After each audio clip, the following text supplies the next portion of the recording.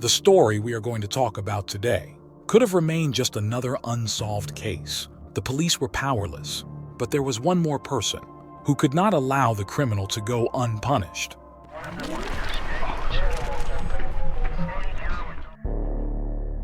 The story begins in Leawood, a suburb of Kansas City, one of the safest cities in the state. In this city, you know your neighbors by name.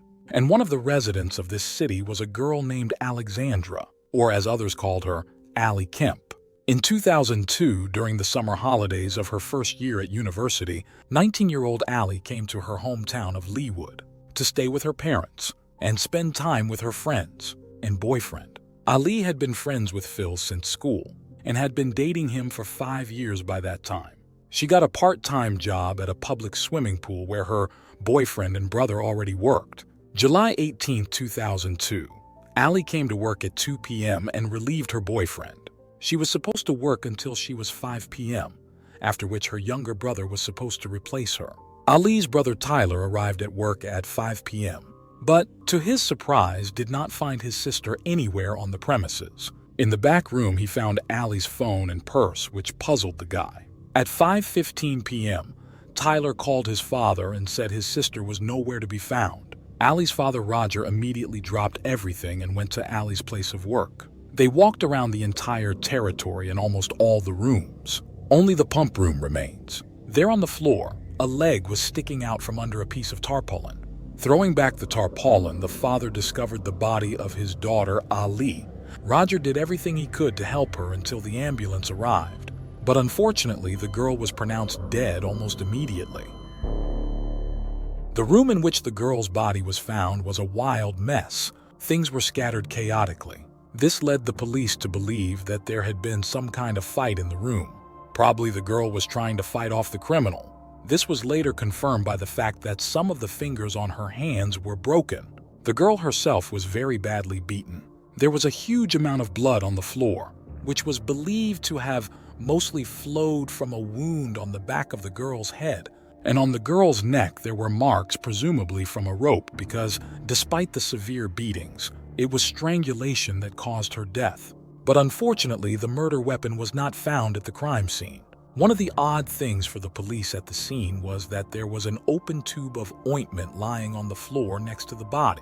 This crime left many questions, one of which was what the motive was. Because as was said earlier, the girl's handbag, including her wallet, were found in the utility room, which means robbery was ruled out. Another, probably the most common motive for attacks on girls, is rape.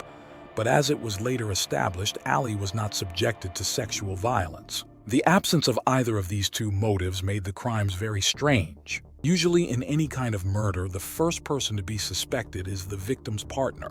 In this case, we are talking about the guy Phil. Allie had known him since school, and it seemed that Phil had no reason to harm Allie, but the police were obliged to consider him as a suspect. As mentioned earlier, Allie replaced Phil at work at the pool at 2 p.m. After that, he went to another job where he stayed until he was 1600. Then he was with a friend with whom he played video games until he received a call that Allie was in the hospital. All this was confirmed by the testimony of people from Phil's second job, as well as the testimony of a friend with whom he played the console. So the guy had an alibi. Nevertheless, the police received valuable information from him, namely that Allie called him at 14:52. He could not answer her, and when he called her back at 15:44, she no longer picked up the phone. This suggested that Allie was killed precisely between 14:52 and 15:44. However, this did not bring the police any closer to finding the killer. The hope was in the testimony of possible witnesses. It seemed promising. A public swimming pool on a summer day, there were probably a lot of witnesses. But no, by an unfortunate coincidence, on this particular summer day, the weather was unsuitable for visiting the pool, so there were practically no people in the pool. However, outside the pool in the parking lot, there were people who could tell the police something interesting. In particular, 2 people from a lawn maintenance company were working in the parking lot that day, and they remembered what they thought looked suspicious. At approximately 14:40, just when they were already at work, these 2 people were sitting in the car and having lunch. During lunch, their attention was attracted by one car that they could quite clearly describe. It was a 1980 Ford pickup, beige. So this same car seemed to drive around the parking lot in circles, sometimes leaving, then returning to it again. This was already something. Even though the police didn't have the car's license plate number, they at least knew which direction to go.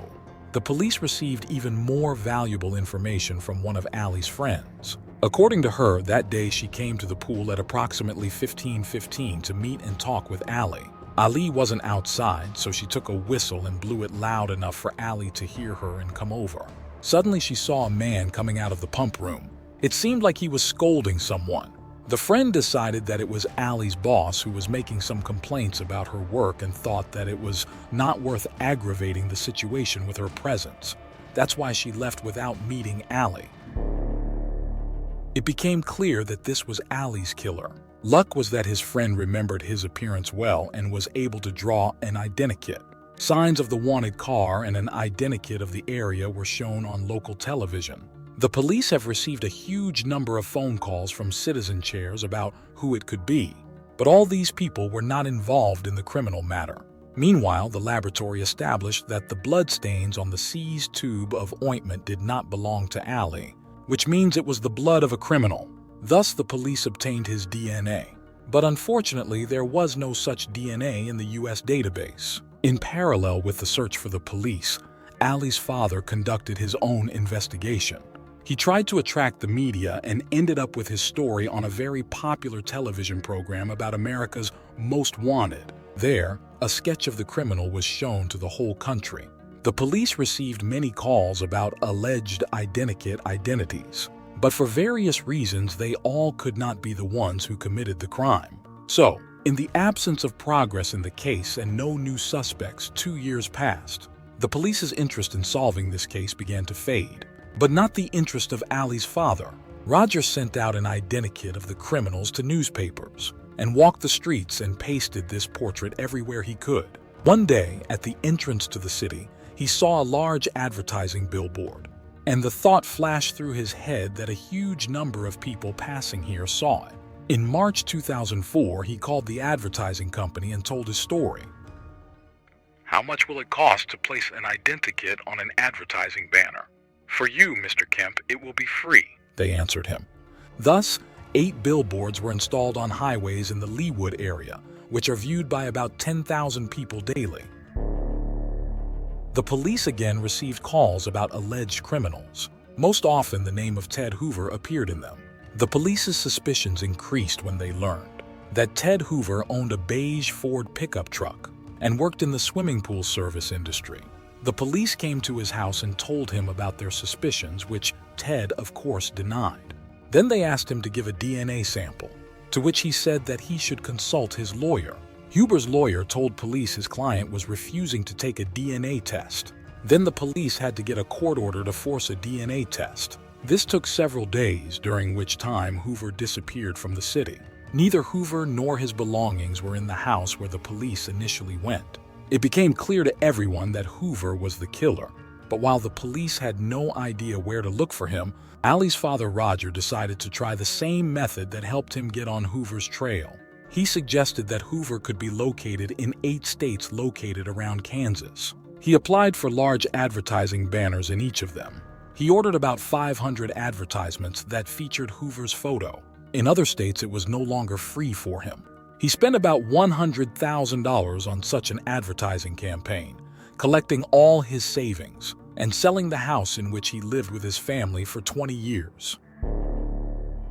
In August 2004, police received a report that someone in Missouri recognized a man from a billboard, although he has a different name, Benjamin Appleby. At the address indicated in the phone call, the police found Ted Hoover. He was arrested, and his DNA was a complete match to that left at the murder scene of Allie Kemp. She was a very attractive young girl. I didn't want to kill her. I wanted to meet her and start caring for her. It was no coincidence that I ended up on the territory of this pool. I noticed her a long time ago and often came to look at her. That day, she went to the pump room. I followed her. She fascinated me. I wanted to touch her, stroke her. I just hugged her. She abruptly pushed me away and hit me. I got very angry. It's like I've gone crazy. I don't know why I did it and what came over me because I almost loved her. although from a distance," Ted said, sobbing. After he beat and strangled the girl, he took ointment from the medicine cabinet, thinking of using it as a lubricant for rape. But in the end, he got scared and didn't do it. He covered the body with a tarpaulin and left. In 2005, Ted Hoover was sentenced to 50 years in prison, and only then did Roger Kemp's hunt for his daughter's killer end.